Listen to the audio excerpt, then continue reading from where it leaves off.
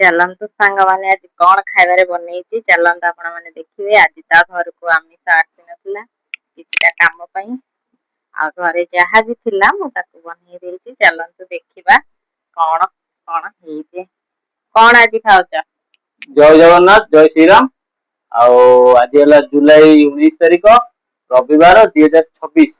ଆଉ ମୋର ଗେଣ୍ଡି ଆଉ ମୋ ଘରମଣି କଣ କରୁଛନ୍ତି ଆଜି ଖାଇବା ରବିବାରେ ଆସନ୍ତୁ ଦେଖିବା।